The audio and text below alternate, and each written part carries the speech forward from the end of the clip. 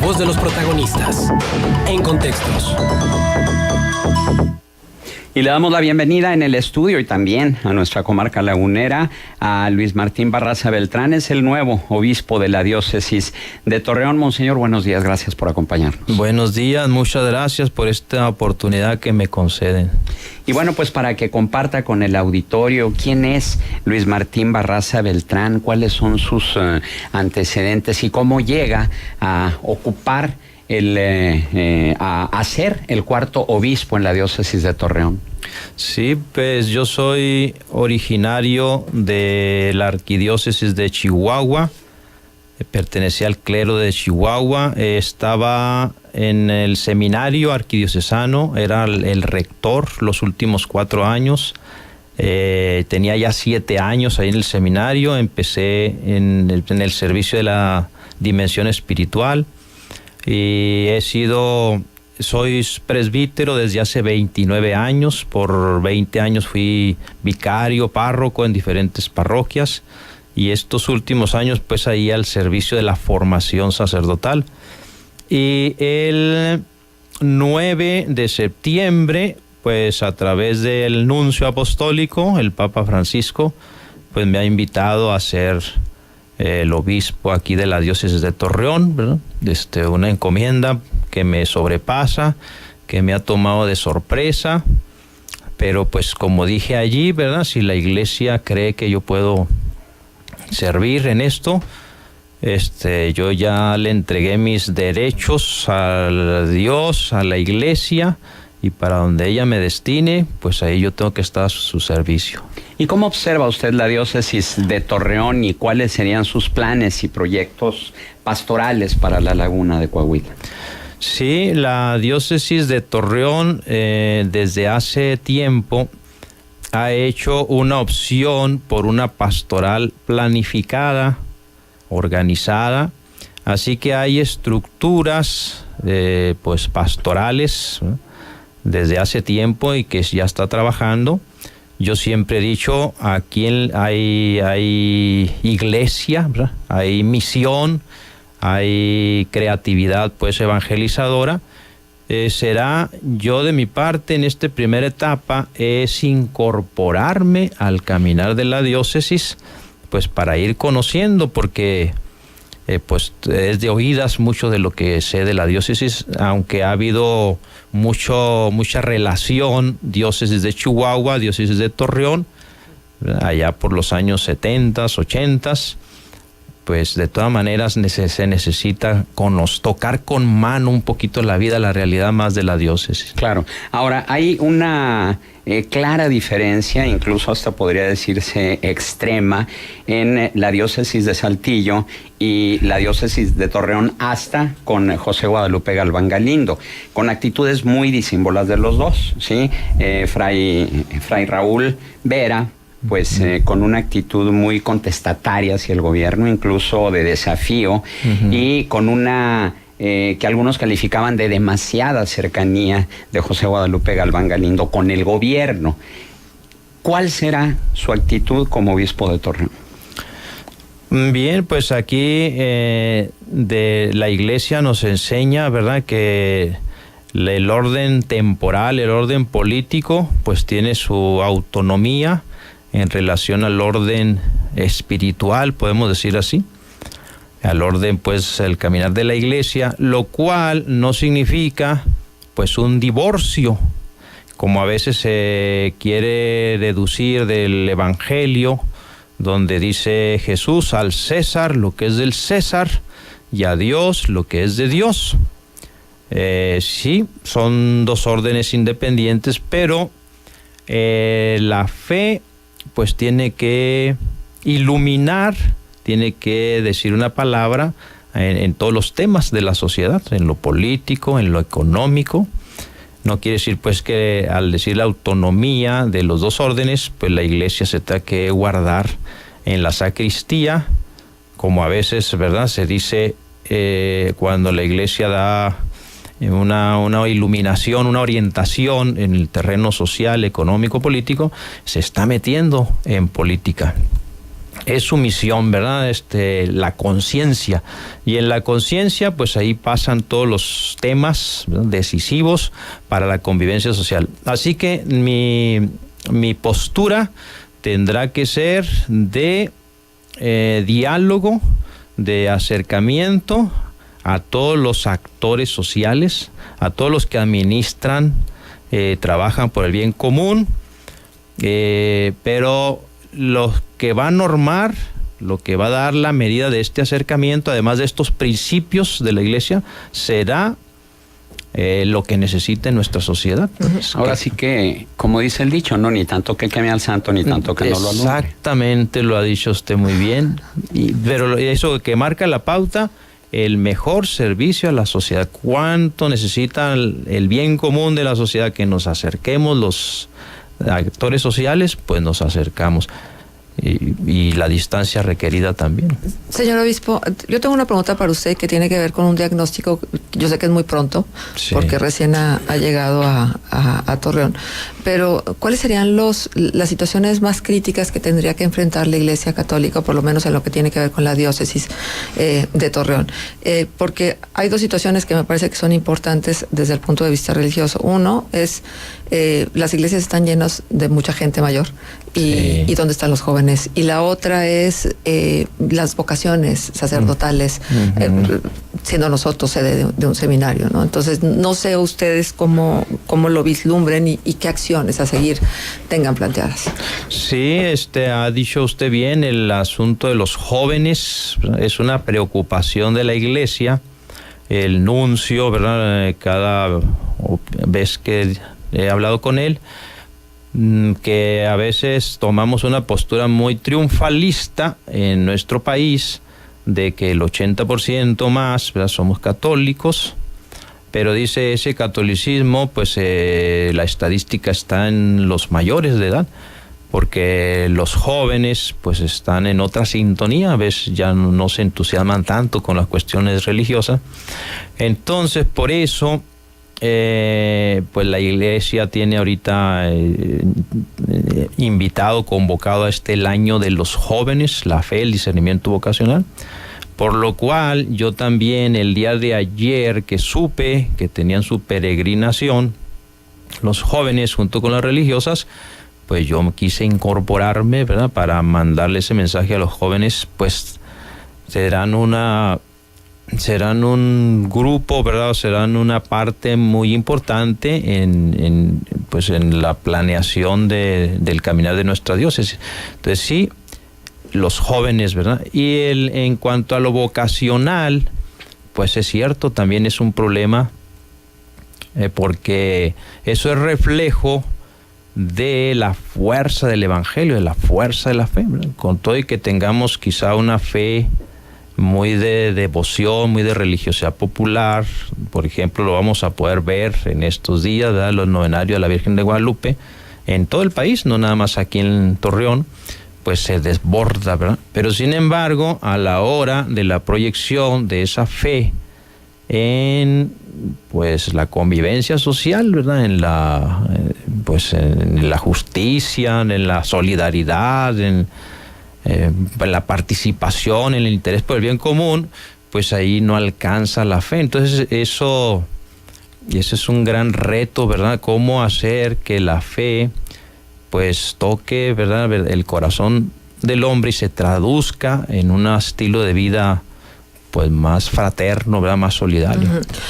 Hay otro aspecto. Usted es el obispo hasta hoy más joven que tiene la diócesis. ¿Cuántos años tiene usted? Pues no crea que tan joven, tengo 54 años. Usted tiene que decir que es muy joven, señor obispo. Ok, bueno. Claro. Sí, ok, sí, bien. A ver, déjeme preguntarle esto otro. Y generalmente, pues, la Iglesia Católica tiene ciertas jerarquías y la Grey Católica, pues, obedece a esas jerarquías. Los obispos se vinculan mucho con la gente de poder, con la gente de recursos económicos, y yo quisiera saber cuál va a ser su postura frente a esto. ¿De qué manera usted va a estar cerca de los más desprotegidos, de los más desvalidos, de las comunidades eclesiásticas, de las colonias proletarias que existen en la diócesis? Sí, allí hay un nivel que no se puede evitar, ¿verdad?, de entrar en relación, como le decía, con todos los actores, ¿verdad?, que administran o gestionan el bien común. Pues uno tiene que entrar al mundo de la política, mundo de la economía. El menos común de los bienes. Quienes, los gestionadores, es en lo que menos piensan, en el bien común. Sí, bien, exactamente. Entonces tendrá que ser una presencia crítica, ¿verdad?, para no solamente ser una presencia que favorezca o que siga transmitiendo esa imagen, ¿verdad?, de que se favorece pues los intereses más personales, más particulares del que sea.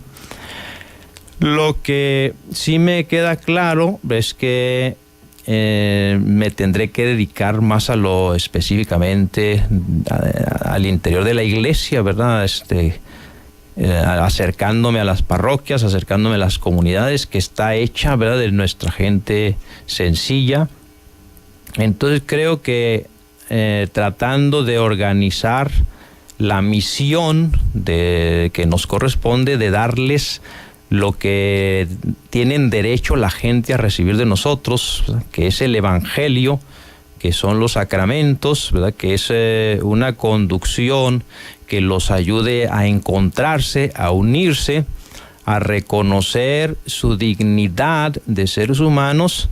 Me parece que allí estaremos pues promoviendo, ¿verdad?, haciendo crecer a las personas, ¿verdad?, y haciendo ese gran servicio pues a los más necesitados. Señor obispo, buenos días. Buenos días. En esta relación con estos temas y estas necesidades sociales, la diócesis ha tenido un acercamiento muy particular con grupos muy activos que han sido víctimas de situaciones que nos han asolado en la región. Pienso en las familias de desaparecidos, pienso en las familias de víctimas mortales de una ola de violencia que nos ha cobijado en los últimos años. Sí. Y han encontrado en la fe católica y en algunos personajes en particular cierto liderazgo que les ha permitido organizarse. ¿Cuál es su opinión al respecto?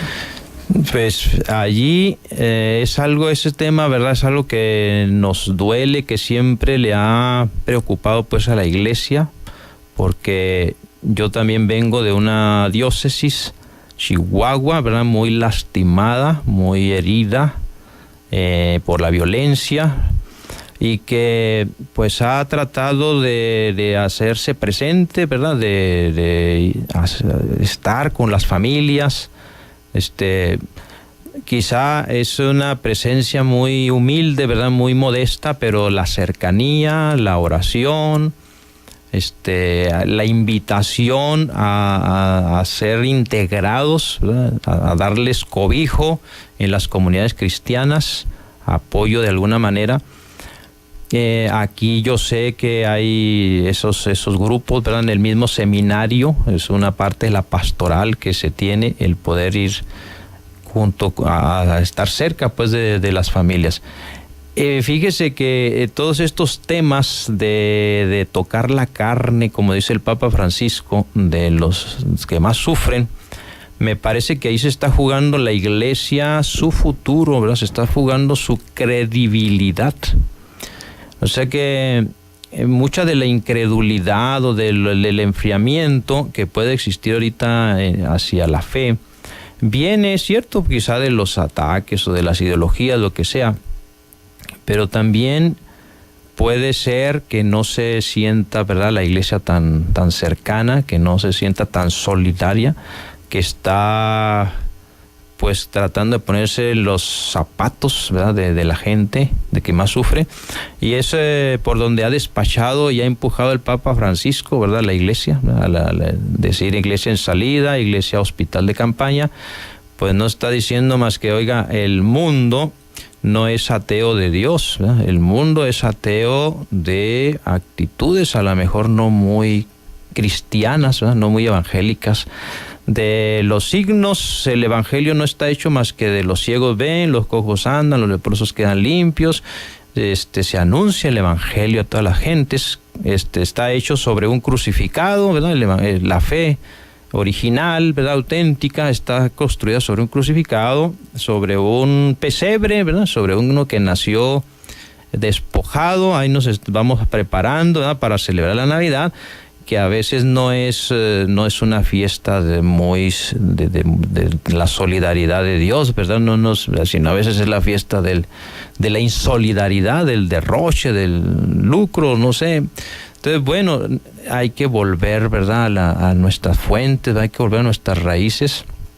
Y en nuestras raíces, pues resulta de que es un carpintero, ¿verdad?, un hombre sencillo que realizó su misión desde los más desprotegidos, ¿verdad?, desde los enfermos. Ya ven cómo lo acusaban del amigo de publicanos, de pecadores, de gente de mal vivir.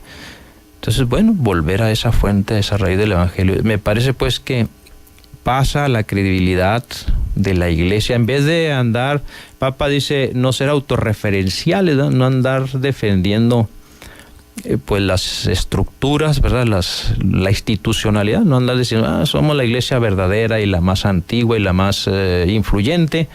Vamos poniendo las obras, ¿verdad?, de Jesucristo. Yo creo que eso la sociedad es la que le tiene que dar el lugar, ¿verdad?, la iglesia, no es que lo tengamos que nosotros andar peleando. Hay comentarios del auditorio para usted. Dice Radio Escucha, quiero darle la bienvenida al señor obispo, bienvenido a esta comarca lagunera, esta es su casa, la ciudad de Torreón, y que toda su labor sea para esta comunidad, que le damos la bienvenida con los brazos abiertos, Dios lo bendiga. Gracias. También se comunica Gerardo Calvillo y tiene una pregunta para usted. Dice, ¿qué opina de la teología de la liberación y cree que pueda implementarse en México?